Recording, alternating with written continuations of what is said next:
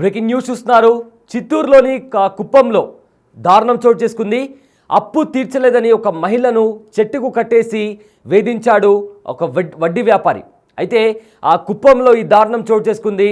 తన భర్త ఒక వడ్డీ వ్యాపారి దగ్గర 80,000 రూపాయలు అప్పు తీసుకున్నాడు. అయితే అప్పు తీర్చలేక భార్య పిల్లలను వదిలేసి ఆ భర్త ఎటో వెళ్ళిపోయాడు. దీంతో తన అప్పు తీర్చాలంటూ కూడా వేధింపులకు గురి చేస్తున్నాడు ఆ వడ్డీ వ్యాపారి.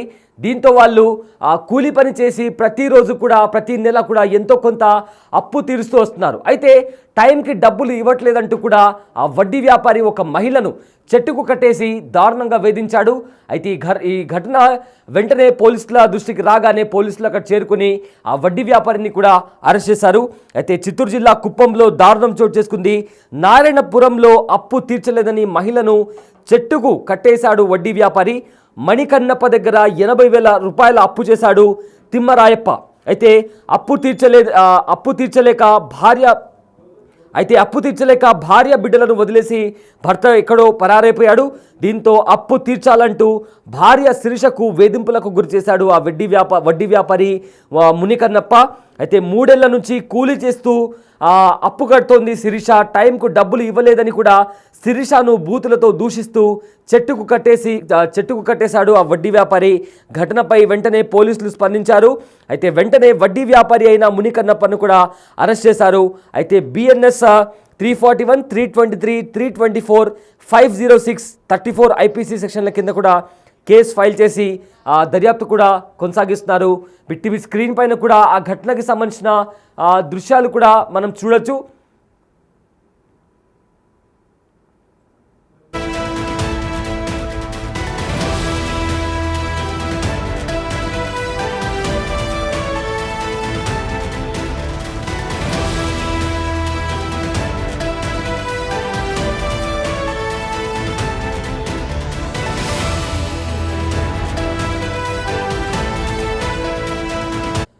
చిత్తూరు జిల్లాలో కుప్పంలో ఈ దారుణమైన ఘటన చోటు చేసుకుంది.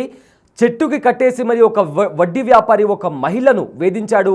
అయితే అక్కడికి కూడా కూలీ చేసుకుంటూ కూడా అప్పు కడుతున్నారు శిరీష. కానీ టైంకి డబ్బులు ఇవ్వట్లేదంటూ కూడా బూతులతో దూషిస్తూ కూడా చెట్టుకు కట్టేసి వేధింపులకు గురి చేశాడు ఒక వడ్డీ వ్యాపారి.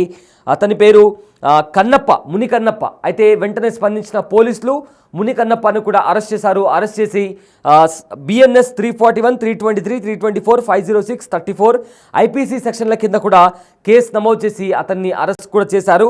సో ఇప్పటికే శిరీష తాను కూలీ చేస్తూ కూడా తన పిల్లలను పోషించుకుంటూ కూడా అప్పులు కడుతుంది. అయినా కూడా కనికరించకుండా వెంటనే డబ్బులు చెల్లించాలి అంటూ కూడా ఆవిడను దూషిస్తూ వేధింపులకు గురి చేస్తూ కూడా ఆ వ్యక్తి వడ్డీ వ్యాపారి కూడా వేధింపులకు గురి చేస్తున్నాడు. అయితే ఇదే అంశానికి సంబంధించిన పూర్తి డీటెయిల్స్ అందించడానికి మా ప్రతినిధి దామోదర్ అందుబాటులో ఉన్నారు. దామోదర్, కుప్పంలో ఒక దారుణమైన ఘటన చోటు చేసుకుంది. ఒక వడ్డీ వ్యాపారి ఒక మహిళను చెట్టుకు కట్టేసి మరి వేధింపులకు గురి చేశాడు. అయితే ఈ ఘటనకు సంబంధించి ఉన్న అప్డేట్స్ ఏంటి దామోదర్?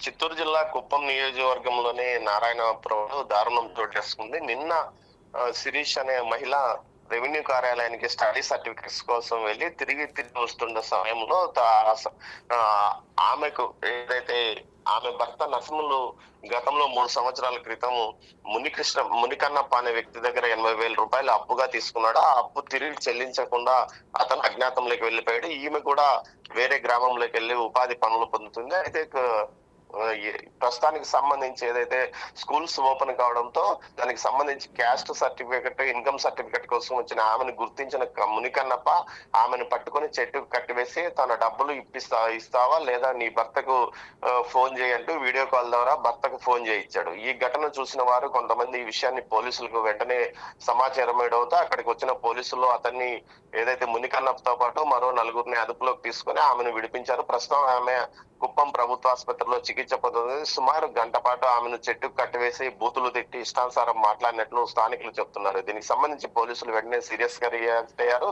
వెంటనే దీనికి మొత్తం మీద 4గురిని అదుపులోకి తీసుకున్నారు. ఈ రోజు వారిని రిమాండ్ కి తరలించే అవకాశం ఉంది. మొత్తం మీద అయితే సభ్య సమాజం తలదించుకునే విధంగా మునికన్నప్ప వ్యవహరించాడు. దీనికి సంబంధించి అతనిపైన కఠినంగా చర్యలు తీసుకుంటున్నామని పోలీసులు అంటున్నారు. మరోవైపు ఏదైతే ఆ అప్పు తీసుకొని పరారైన భర్త గురించి ఆలోచించాలి కానీ ఆమెను ఈ విధంగా కట్టివేయడం ఏమిటంటూ కూడా వారు అంటున్నారు. మొత్తం మీద ఈ ఘటన అటు కుప్పంతో పాటు జిల్లా వ్యాప్తంగా సంచలనం కలిగించిందని చెప్పవచ్చు. నిన్న జరిగిన ఈ ఘటన రాత్రి ఆలస్యంగా వెలుగులోకి చూసింది. అయితే శిరీష చెప్తున్నది ఏమంటే తన భర్త 3 సంవత్సరాల క్రితం ఈ అప్పు తీసుకున్నది నిజమే కానీ తన భర్త ఇప్పు తీసుకుని వీటితో పాటు మరికొన్ని అప్పులు చేసి అజ్ఞాతంలోకి వెళ్ళిపోయాడు. అప్పటి నుంచి తనకు అతనితో సంబంధం లేవని చెప్తుంది. అయితే మునికన్నప్ప ఆమె భర్త అతను కలిసే ఉన్నారు. ఇప్పుడు వీరిద్దరు గ్రామంలో లేరు. కేవలం ఈ రోజు సర్టిఫికెట్స్ కోసం వచ్చినందువల్ల తాను వారిని గుర్తించగలిగినని చెప్పినట్లు సమాచారం. అయితే గుర్తించగలిగిన వ్యక్తి ఆమె భర్త ఆచూకు తెలుసుకుని అప్పులు వసూలు చేసుకోవాలి, లేకపోతే లీగల్ గా బ్యాంకుల ద్వారా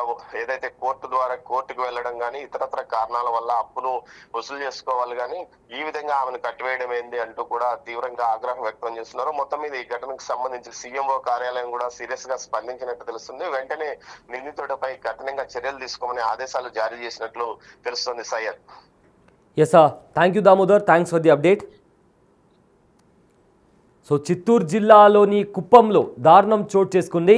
ఏదైతే వడ్డీ వ్యాపారి ముని కన్నప్ప అనే వడ్డీ వ్యాపారి ఒక మహిళను అప్పు తీర్చాలంటూ కూడా ఆవిడ రోడ్డు పైన వెళ్తున్న టైంలో ఆవిడను చెట్టుకు కట్టేసి కూడా బూతులు తిడుతూ కూడా దూషించాడు. అదేవిధంగా తన భర్త చేసిన అప్పు, ఎవరైతే తన శిరీష వాళ్ళ భర్త ఉన్నారో అతను అప్పు చేసి ఎక్కడికో వెళ్ళిపోయాడు. అప్పటి నుంచి శిరీషకి ఇంకా తన భర్తతో ఎలాంటి సంబంధం లేదు అంటూ కూడా శిరీష కూడా చెప్తుంది. అయితే దీంతో తన అప్పు కట్టాలంటూ కూడా మునికన్నప్ప కూడా ఆ మహిళను వేధిస్తూ దూషిస్తూ ఒక చెట్టుకు కట్టడంతో వెంటనే పోలీసులు స్పందించారు. పోలీసులు స్పందించి పలు సెక్షన్ల కింద కేసు నమోదు చేసి మునికన్నప్పని కూడా అరెస్ట్ చేశారు.